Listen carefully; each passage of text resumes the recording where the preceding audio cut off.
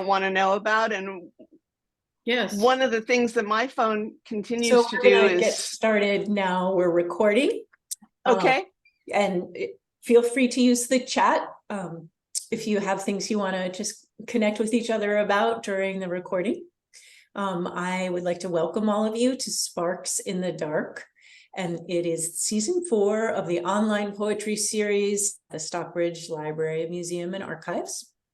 We have 2 talented poets with us today, and they will be in discussion with John Gillespie. In addition to being an ardent fan of poetry, John Gillespie has served on the board of the Stockbridge Library, Museum, and Archives as both its treasurer and president of the Board of Trustees. He started this program for us back in April of 2020, at the height of the pandemic, when we couldn't gather in person, and we're still going strong today. And joining John today, Holly Iglesias and Landon Godfrey. Holly is the author of 3 collections of poetry, which I hope she'll get a chance to speak to you a little bit about: Sleeping Things, Angles of Approach, and Souvenirs of a Shrunken World. Also a critical work, Boxing Inside the Box, Women's Prose Poetry. Her most recent publication is a collaborative chapbook, Myth America, co-written with Maureen Seaton, Carolina Hospital, and Nicole Hospital Medina. Holly has been awarded fellowships by the National Endowment for the Arts, the North Carolina Arts Council, the Edward Albee Foundation, and the Massachusetts Cultural Council. She teaches in the MFA program in creative writing at the University of Miami. She's joining us from Miami today. And Landon Godfrey's collection of poems, Inventory of Doubts, was selected by Dana Levin for the Tupelo Press Dorset Prize. Landon is also the author of Second Skin, Rhinestone Spangled Nude Souffle Chiffon Gown, which is quite a mouthful. And that was chosen by David St. John for the Cider Press Review Book Award.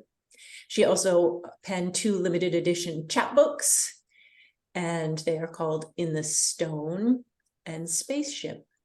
Her poems have appeared or are forthcoming in the American Poetry Review, New England Review, Copper Nickel, Slice, Studium in Polish translation, and Best New Poets, as well as others. She's received fellowships from the NEA, North Carolina Arts Council, and the Hembridge Center for Creative Arts and Sciences. She is joining us today from Northampton, Massachusetts. So welcome, John, welcome, Holly and Landon. Yeah. I will turn the program over to the 3 of you. Yeah, great. No, thanks. Wendy, thank you much, and thank you for hosting. So Holly, I got those documents into the chat, and you can click on them. Oh, amazing. Great. Yeah, okay. I invoked the Act of God program in my computer to, my brain is now swelled from just trying to do that, load some files into Zoom. But so just so you know, those documents are the table of contents, the cover of the book, and the 2 poems we're going to talk about today. Excuse me. Yeah. And, just tell me when you want me to click on one so the audience can see it. So just today, just a little preview, Holly, and then I'm going to, give it to you and Landon. The purpose of this 1 poem, 2 poets is to really have one poet kind of interpret and provide some feedback about their interpretation of a poem. So this is Holly's of Landon's poem, Dish Rag, initially. And then Landon will read it and she'll give her own interpretation. And I will chime in, but really it's between you 2. And then we're going to talk, I think, about that other poem, Inventory. So that's the story for today. Carolina, thank you for coming. Great to see you. And Holly, I'll let you start it off. Okay. Thank you, John, and thanks to the library and everybody. This is an amazing accomplishment to have a series last this long and have it archived. I wanted to start off by saying, Landon and I were talking about, gosh, I hope we don't wear the same shirt, but we did wear the same color. So there's a unity there. And as I was preparing to talk about this one poem, so last week when we talked, I had reduced it from like several pages. And then this morning I tried to get it onto this. And so we'll see how the conversation evolves from hearing the poems and talking to one another, and Carolina joining us and John's commentary as well. Just so you don't have to do it, John, this is the book. It's a square book and it's a book of prose poems, The Inventory of Doubt, which Wendy mentioned is the winner of the prestigious Dorset Prize at Tupelo Press. And I'm going to start off I was going to show the table of contents here. Okay. You can see all the different items, which is yeah, quite amazing. Is anybody else looking at that? Here, I know what. See, I am of the impression that Landon's table of content is also a poem. So I'll read, it's in alphabetical order. I'll read 2 of the 4 columns just to give you a sense of what's going on here. Afghan, Adams, Attic, Aviatrix, Biter, Boa, Boulder, Box, Bush, Ceiling, Champagne, Cigarette, Circus, Crumple Paper, Cy Twombly Untitled, Diet, Dish Rag, Dog, Drawing, Elephant, Entropy, Execution, Feet, First Date, Flame, Floor, Fox, Glue, Hemlock, House Guest, Husband, Ice Bucket, Ice Cube, Insomnia, Inventory, Jackal, Jar. So just take from that it's nouns, and we will get to the issue of nouns as we progress. All right, so the central poem we're talking about today is Dish Rag. Dreaming of the ball gown it will never be, the dish rag rubs another plate dry and catches some mist oil in its waffle woven hem, its private fastidiousness violated. Once a crown of cotton bowls, it has pulled sunlight from the sky like royalty receiving gifts from a foreign dignitary. Now the dish rag experiments with justice, releasing some moisture back into the freedom of the air while retaining a few drops of water indefinitely in a grease-guarded cell.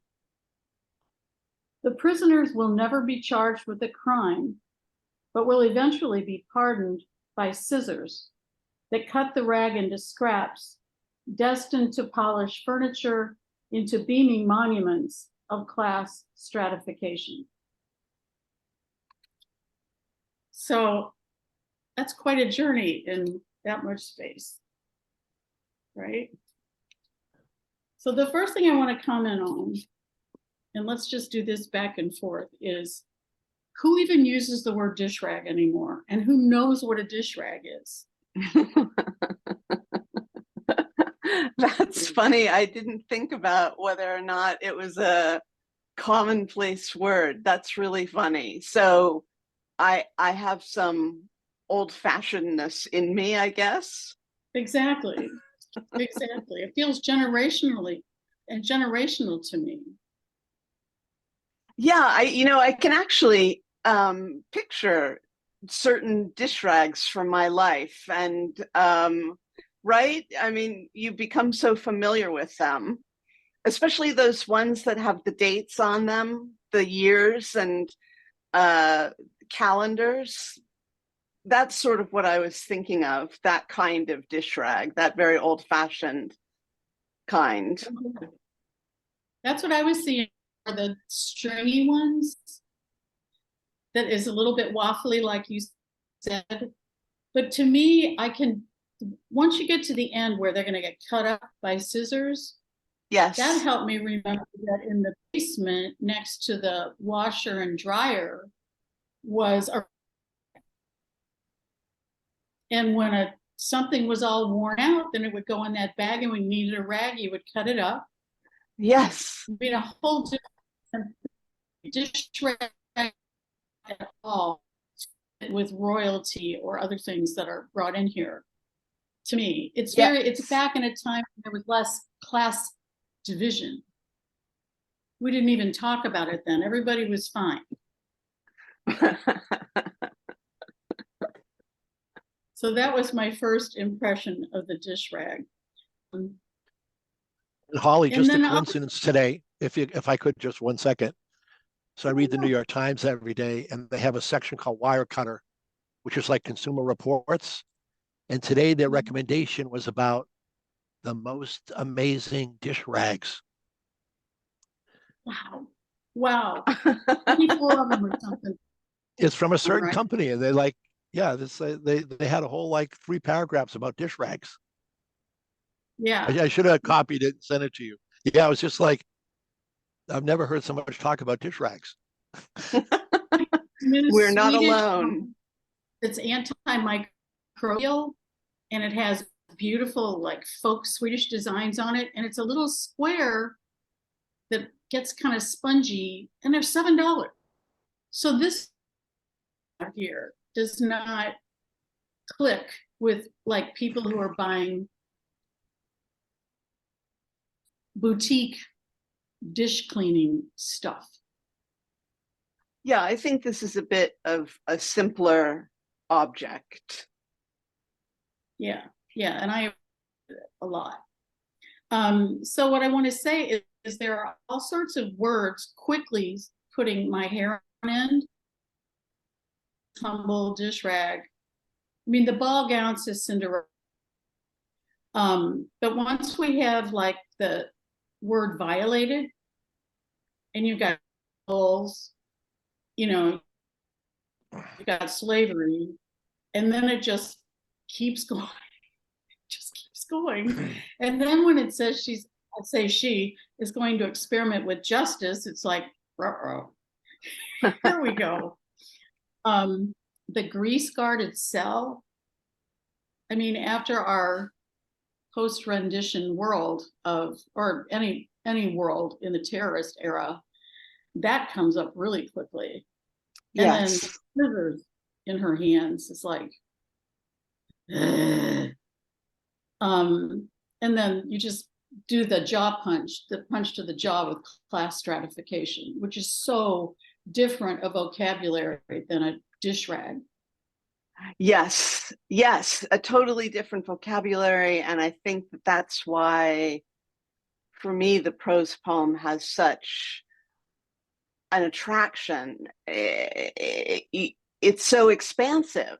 It allows for wild juxtapositions. I think all poems do, but I feel very free in a prose poem, perhaps freer than I might in any other kind of poem.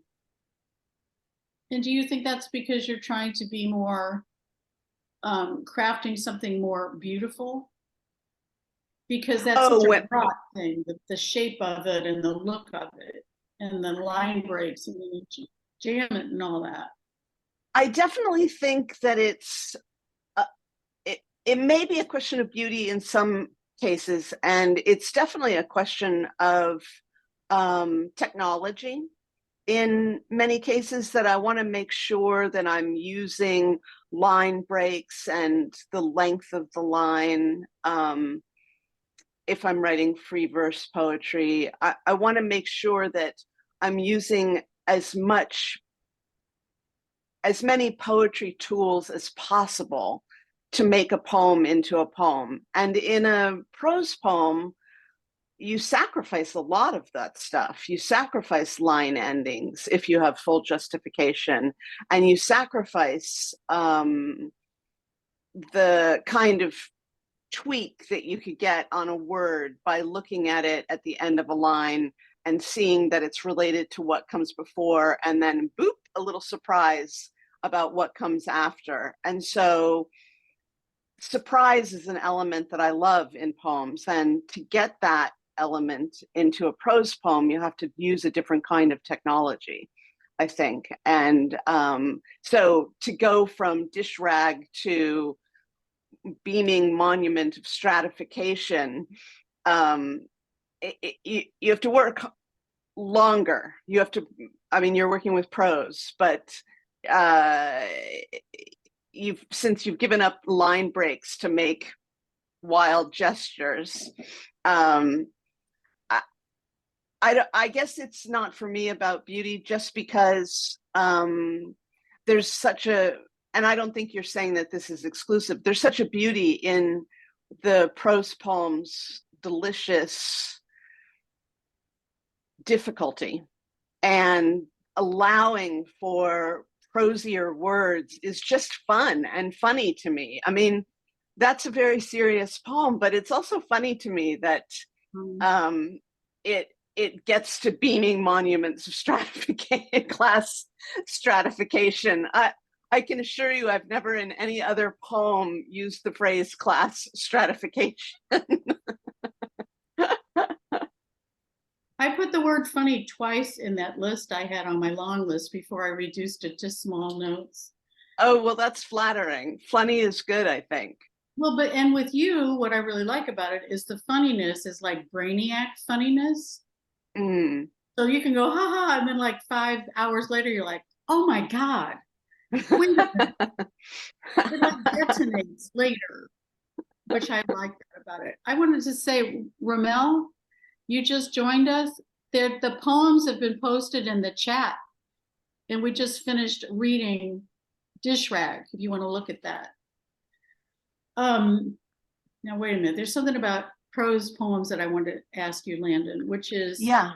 what do you think if you don't have those tools that you have in lineated verse, Yeah. what do you turn to when you're, this will lead me to another comment, inside the comment of a box, in the confinement of a box? What tools do you use inside there? Well, for me, I'm a very shy person until you know me, and then you might notice that I'm given towards certain kinds of extravagances. There's certain kinds of things that I like. There's certain kinds of humor that I like. When I hang out with someone, I can't wait to hear their secrets, or a piece of gossip, or something wildly funny or mildly funny. I'm not really picky. And so when I get inside the poem, the prose poem, for me, I'm attracted to a non-shy kind of extravagance that I feel compelled by. And to use objects as the start of every single one of these poems gave me a kind of neutral entrance into extravagance. Some of the objects themselves are very extravagant. Some are sterling silver, a sterling silver inkwell. And then some of them are not extravagant. They're very commonplace, like a blanket, and an old blanket, 100-year-old blanket at that. And so for me, the inside of the prose poem is that box is a place to play around in. It's a big, it's a field. It's a field. There's a Campbell McGrath poem called Field that is like an ars poetica of prose poems. So I should try, I'll look for it and send it to you. Okay. I love that non-shy extravagances. You don't want to tell everybody everything about yourself all at once, but it's impossible. It's also impossible to, I mean, I know that there's some people who are just themselves all at once. Boom, you know a lot about them. And I wouldn't say that I'm necessarily a reserved person, but I do kind of go in order. I do sort of, in terms of getting to know me, there's a sequence that I follow. But in a prose poem, sequencing is out the door. The sequence is the internal logic of the poem. And sometimes I tell the poem what to do. And a lot of times the poem tells me what to do. Well, I hope we circle back to that, because when you said that, it reminds me of our conversation last week about mystery. Oh, and there's yes. certain devotionalism in these poems in service of thinginess. Yes. We'll eventually get to that. But I want to say, speaking of extravagance, this is how extravagant Landon is. First of all, when we used to meet, you're smart because you drink tea. And I drink coffee, and about after half an hour, I can't stop talking. Oh my God, I need to stop drinking the coffee because Landon's just there with the tea. But this is she is also a printer, and she made this program for us for a reading we did together, 2 prose poems, Holly Iglesias and Landon Godfrey, and she made, she typesetted, and the poem she was mentioning, Inkwell, is on this side. And then everybody got one. It's just beautiful, and it's just exquisite, very extravagant. Thank you. Thank you. Talk about clothing and purses. I mean, it's just unbelievable. And this was the last reading I did in Asheville, and we have both moved from Asheville since that time. Mm-hmm. I also have in my guest bathroom, you had a party for me when I was leaving that you folded all these pink cranes. Oh, yes.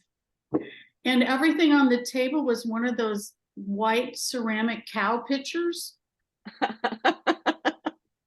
it was a table full of pink foods. I do love things. And pink. And so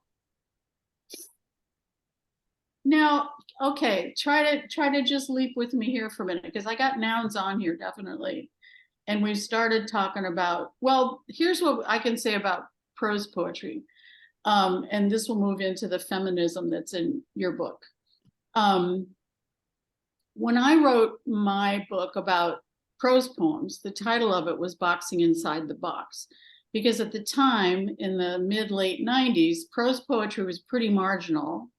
And what there was primarily male, and it was usually this disembodied, smart aleck David Letterman kind of guy saying everything he ever thought and putting it in a box. So to me, when I read the few, like Marie Harris's prose poems, Maxine Chernoff's prose poems, those to me were very claiming a lyrical and battle body self. And suddenly it hit me that a box was something that a woman could choose to go inside of and put the gloves on, because that confinement speaks worlds, much more to women than to men. And then I was lucky enough to go to an AWP conference at which I didn't know it was Denise Duhamel, but she was in the audience also, and we bonded over this later. Robert Bly crashed a panel on prose poetry that was 6 men and 1 woman. And he walked in his avuncular scarf fabulousness and just said, do you mind if I say a few words? And, of course, these minor poets had no choice but to say, of course, Robert Bly, welcome. And he said, for me, I write prose poems when I want to feel less victorious. I'm like, excuse me, what? Less victorious? When has anybody ever felt victorious? He says, plus it's receptive. It's like an ear. It's feminine. And I'm like, oh my God. So I put my hand up and I said, I'm sorry. I just really need to say that hearing you say that, now I know what a prose poem is to me. It's a brick in my hand. Everybody's looting and grabbing a television by breaking a window. I'm going to throw mine and I'm going to go in and get a hairdryer. It just makes me angry. have this crazy thing about prose poems that's so entitled. No disrespect to Robert Bly, he's entitled to a lot of his reputation, but it just, anyway, I hear this woman hooting across the room that when I met Maureen Seaton, who's a friend of Denise Duhamel, she's like, you're that woman who got angry with Robert Bly at AWP. I was like, thank you. So that moves us into feminism and an out loud feminism in your poems, especially with the epigraphs. Yes, every epigraph in the poem, every epigraph in the book is quoting a woman. And I saw that happening, and then I made it happen more. There's a poem written to a best friend of mine who's a man. The poems are about men and women and male and female concepts, I suppose, but they are written from within the, I don't know how to put it. I think within a sense of confines. I spent a lot of time alone writing these poems, and spent a lot of time in my house, not leaving my house. I lived in the woods. My husband was away. I had a little dog. The two of us just did everything together. I didn't see people. It was a kind of retreat that I gave to myself. And so there's resistance in that. There's resistance of other people and other influences. And I think that I let myself be influenced by the women in the epigraphs to claim something that I'm reluctant to actually claim. It's difficult to say I'm a feminist, and then what is anybody supposed to say to that next? But the book makes claims on my behalf that I don't have to make in conversation. So Landon, share with me, you talked about sometimes you're directing the poems, but then the poems tell you what to do. We hear that from a lot of different poets, and I always think it's fabulous. The poem is basically directing the action. Maybe you could just explain a little bit more of that. And then in just light of what you said of being in the woods and, solitary. Yeah, I'd love to think about that with you. I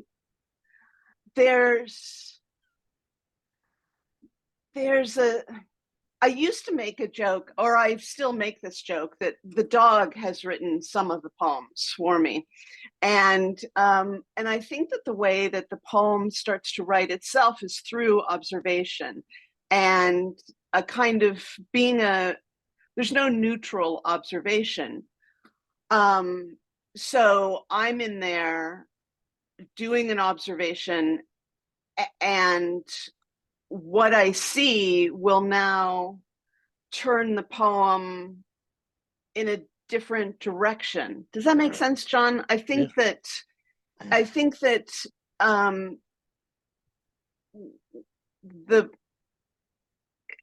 taking stock of a particular object will open the object will have a history, let's say, and then that history will start to speak back. And I think that that's the way that an object starts to work on the poem, and then the poem starts to work on the object. And I'm sitting by watching that exchange happen. If I'm lucky, it's happening. Yeah, no, and for me, the dish rag, it started out with kind of the mechanical features and things it did. And then it took on this persona and almost became person-like. And, to me, there was like, part of it was I hope I don't end up in that bag in the laundry room to be cut up in pieces. I don't know. There was like stuff I read that was like, oh my God, the fate that awaits us all. Yeah, well, I'm glad that it got that heavy. I mean, it is the fate that awaits us all, isn't it? If there's something you said something about the being alone in the woods, and you mentioned that, and I've been told that if objects start to personify themselves, or if you notice that they have personas, that you're a lonely person. And I think that being alone in the woods made me a lonelier person than I might already be. And so the objects start to, they do take on a persona. It's like when you look at the light plug and you see two little eyes, and you think, are those eyes? All of a sudden, or the bathtub drain looks like a little funny face. And so this is objects without faces, but with personalities. Nice. Very nice. But I'm glad that you had that feeling. Yeah, no, I marvel at the poems that start off one way and then really catch me by surprise. And Holly, it's almost like, you're starting off from the train station, and then the train speeds up to like 120 miles an hour. And all of a sudden, like the poem is like, in this I'm much like, space. yeah. Amazing. Carolina. Yeah, I want just to follow up on what he was saying. Like the poem to me, like it's the intersection where you were saying of feminism and that boxer in the prose poem, because it starts with a dish rag, right? So I'm in the kitchen, which is the realm of the female. And then right away you have a ball gown, which is also the realm of the female. So she's female to me right away. And then by the end, like John was saying, by the end, I mean, there's prisoners and it's being all cut up into scraps. I mean, by the end, it's pretty scary for me, this poem, right? Like it, I just wanted to put that in that. It's class warfare. Yeah. Yeah. It's the intersection of class and feminism. That's the feeling I got. Yeah. Mm-hmm. Things. But it kind of tricks you, right? From just a simple dish rag, to Yeah, Carolina, thank you for saying that. I feel like that was the surprise that was given to me by the poem as well. It makes so Landon, let me ask you this. Go ahead. Yeah, just one question. So your table of contents is amazing. How did these topics come to you?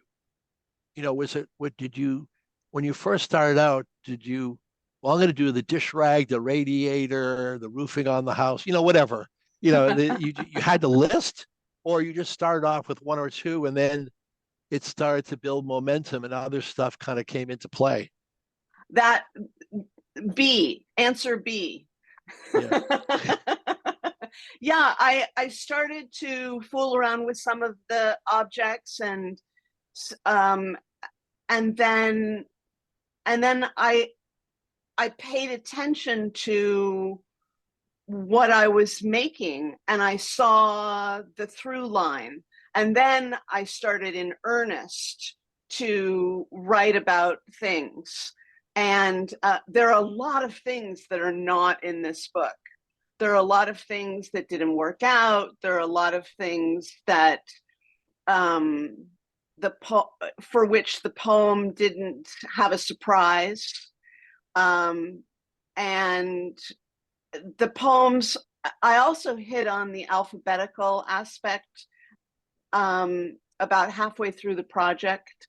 And that's when it became a project. It wasn't really a project before that. But once I decided to do things alphabetically, I had a lot of freedom until the very end, when I had to have an X, or or it wasn't going to be 26 letters. And I was fine with doubles. I was fine with duplications or multiple letters, but not having an X was going to be bad. So there's some pretty bad X poems in the drawer. And I like the X poem that ultimately showed up for a signature line.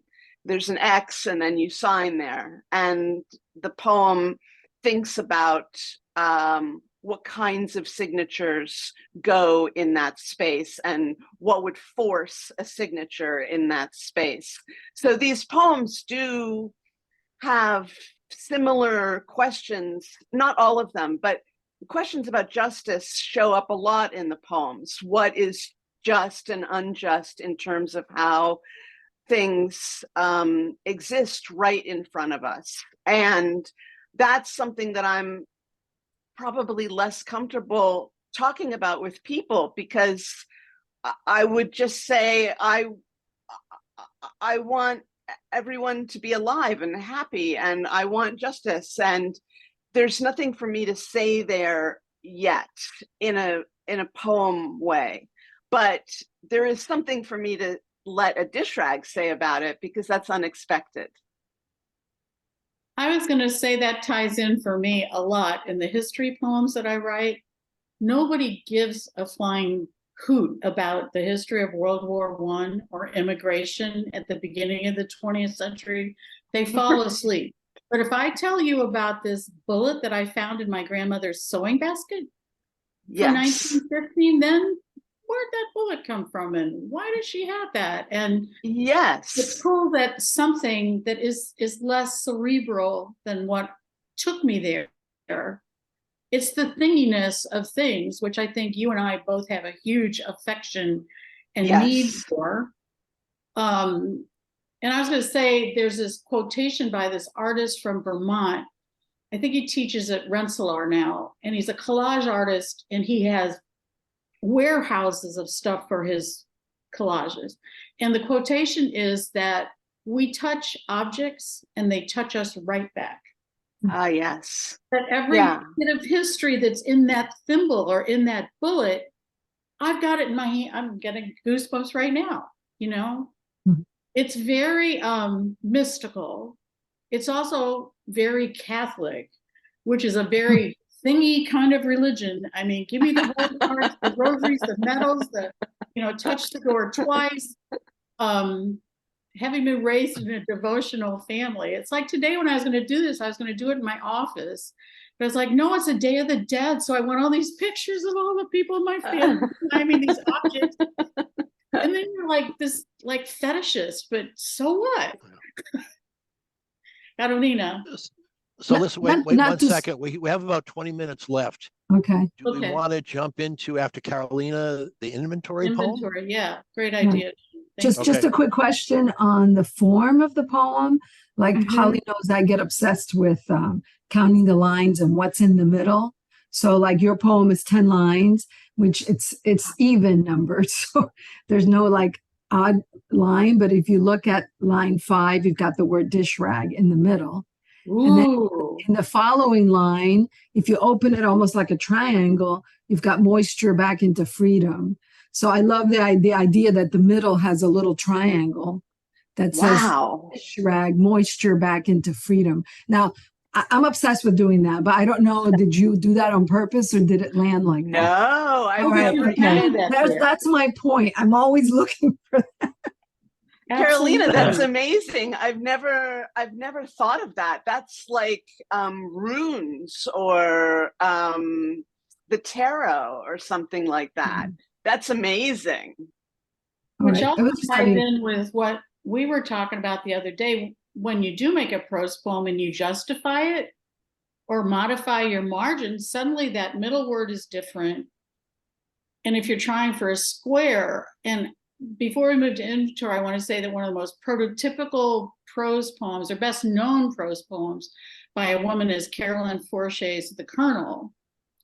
And the word in the middle of it, which is about an assassin in Central America killing revolutionaries, the sentence, the words in the middle is say nothing. She realizes she's in this murderer's house. And this friend with his eyes looks at her and says, say nothing. And that's the middle of the poem. And then it That's ends with an amazing. object where humans have been made into objects. The terrorist murder guy takes a bag and empties it on the table, and it's human ears that she says looks like dried peaches. Mhm. She didn't have to say a word about torture, murder, nothing. All you needed was the razor wire coming into the house, say nothing, ears. Mhm. So super effective use of a box. Super effective use of a box and super effective use of the geometry of the box. I'm now going to be obsessed with this Carolina stares at this. That's great. this methodology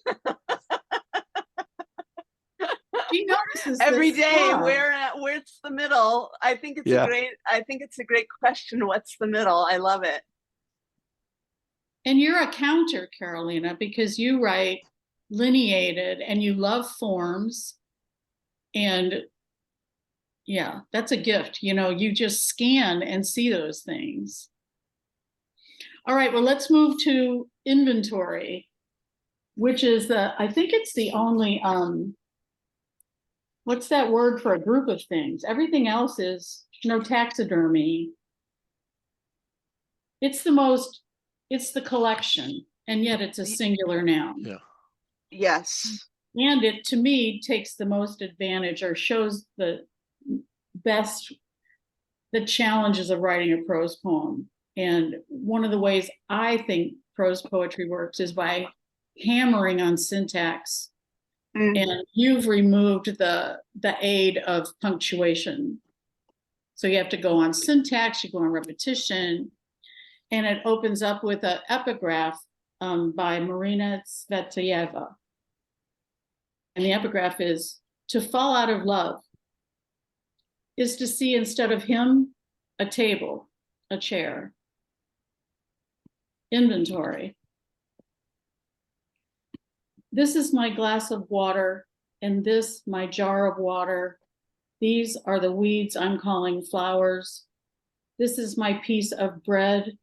This is the egg I'll eat for breakfast, and this is the tomato I'll eat for lunch. This is one of my walls. This is my window. This is the bit of outside that freezes on the inside glass. This is the fireplace, the logs, the hod, the wood pile in the snow. This is my coat. This is my chair. I have paper and pencils. This is a blanket with 3 stripes, red, yellow, blue. This is a silver bowl. This is the silver bowl's tarnish. This is my silver fork. I use it every day, no tarnish. I can't tell you what this thing is. It doesn't have a name, and I don't want to give it one. This is my silence. That just chokes me up every time I read that. It just makes my throat close. God. Beautiful. I do think it speaks to your notion of devotion. Sorry for the rhyme. Sorry. Yeah. Tell me about that, the devotion.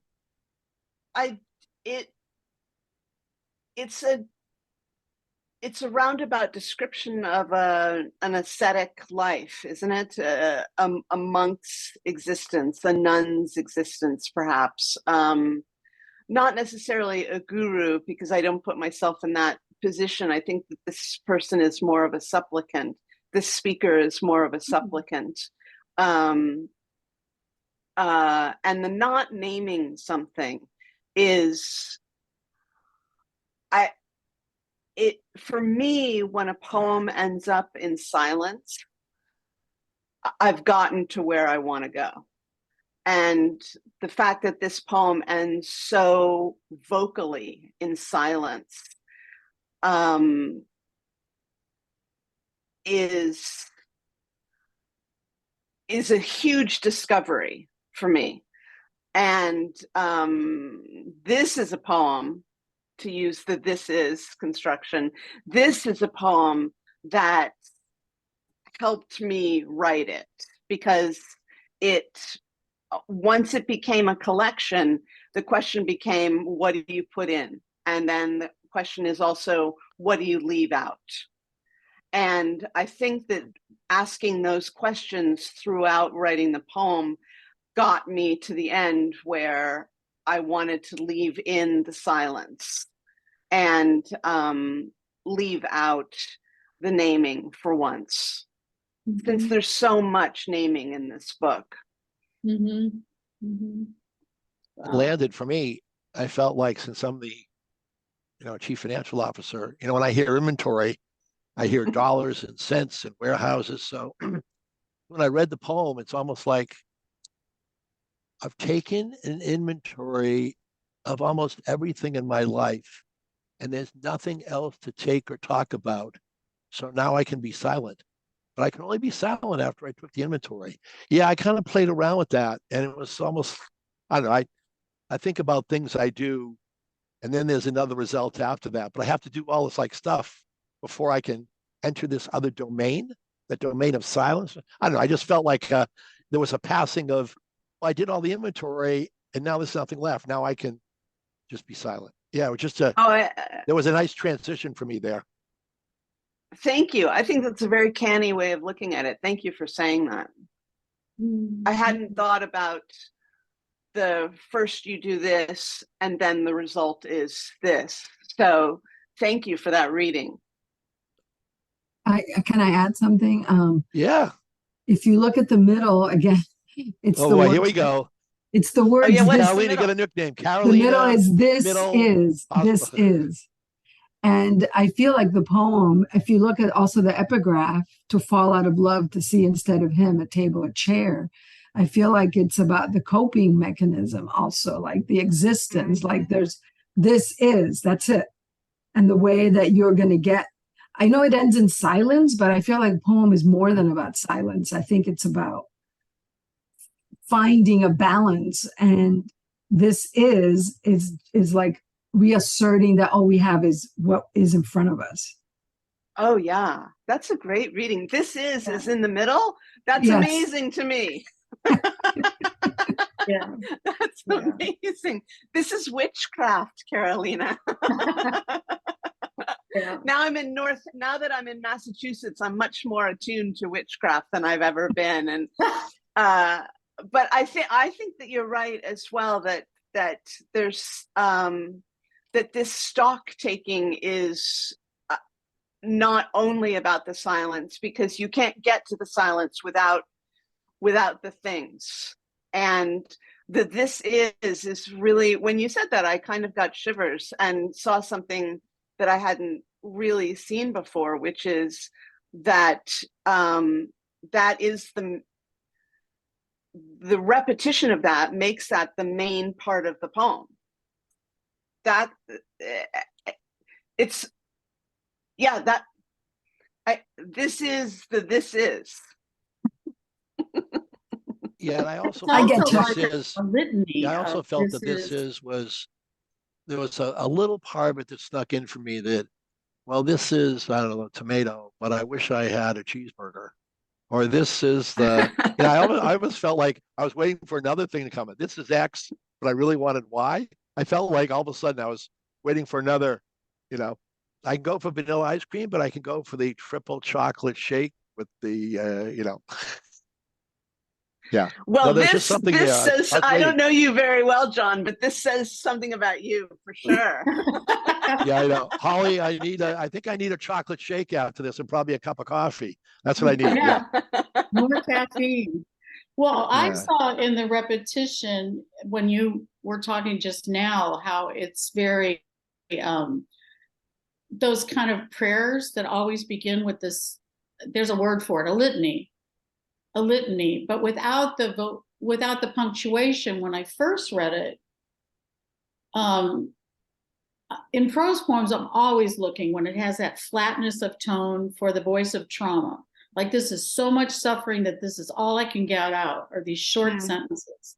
But as soon as you said the thing when we were talking earlier about the asceticism, and I read a lot of, monastic stuff like Teresa of Avila, the Desert Fathers, and all that suffering that ends in silence, that in our current world, suffering is something to be avoided, whereas it's a spiritual exercise like Ignatius of Loyola or St. John of the Cross. I'm trying to get to God. So then you go back to the epigraph when you no longer see him.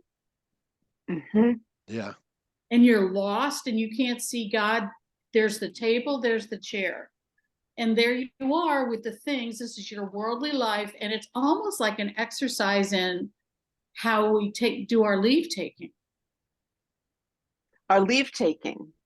Because I think of like how often when I talk to people about downsizing, which has been a huge thing for me and a happy thing. And what people usually say is, well, you always wanted to be a nun. Rah, rah, rah. Well, actually, it's like giddy wonderful, the less crap I've got. And so this starkness to me is a journey toward whatever's next. No tarnish on the one you use. Oh, it's just beautiful. And well, thank you for that. Thank you. Mm-hmm. And I think I love the idea that it's a journey to see what's next. You just said that, right? I heard that. Yeah. I'm not just making stuff up now. No, we like hearing. No, I think that that's really beautiful, and that is always our question about what's next. We don't.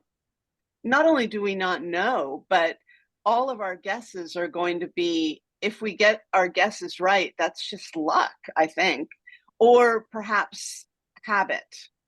And there's something about this poem and habits that I like too, and then the word inhabit becomes, I think, important for prose poems, because you're talking about a room. Often, it's stichic, or it's one stanza. And so a lot of these poems are exploring ideas about habit, and I do think that this one is the most habit oriented. It makes me think of Julian of Norwich in the Anchorage. She's in that little room for like her life, and people come to talk to her for spiritual enlightenment. Oh, I don't know her. I'll have to get acquainted with her. Yes. Or a poem I really like is Seamus Heaney's St. Kevin and the Blackbird. Mm-hmm. And he's in an yeah. and he puts his hands out and a bird makes a nest, and he realizes he's stuck. Yeah, that's it. it. Put that arm down for quite some time. And he becomes this exercise in self-forgetfulness, and he's in heaven. And I think this is very similar. I think this is my favorite poem in the book. It's the least like the other poems, and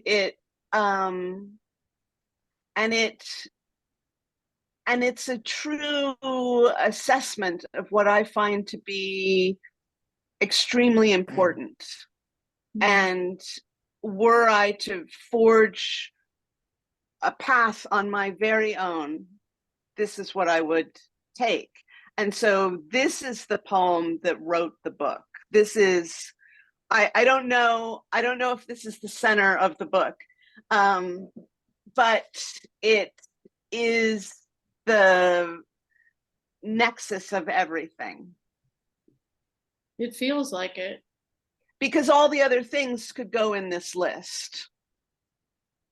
This is my dish rag.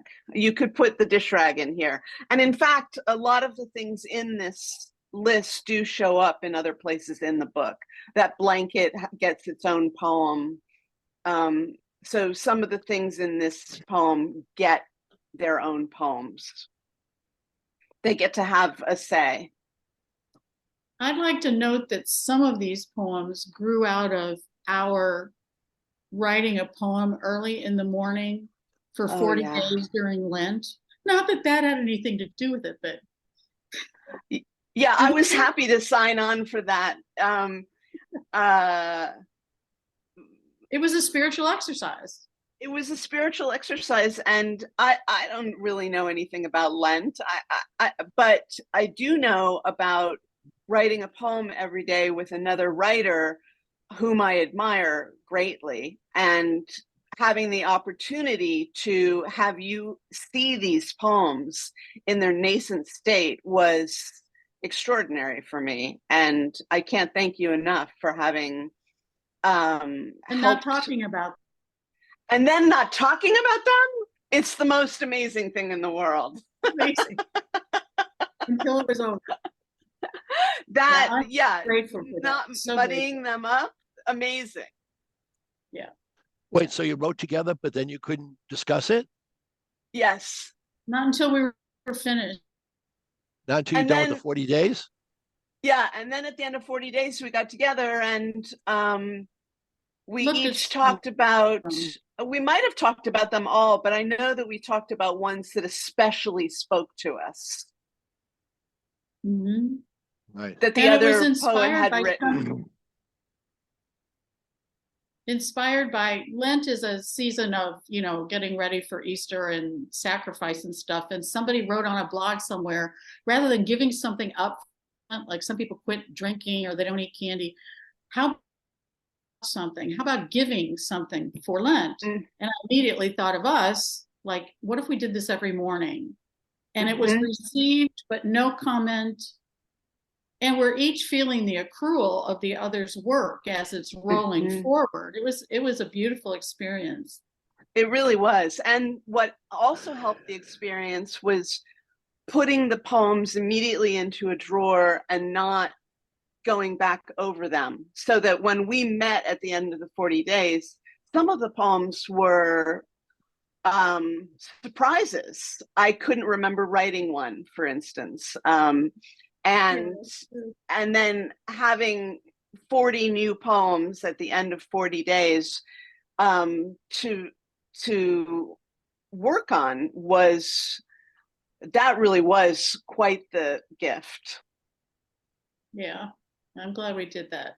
I am really Hey, glad we did Landon that too. and Holly, we're at the end of our hour, unfortunately, because, you know, this could go on for a long time.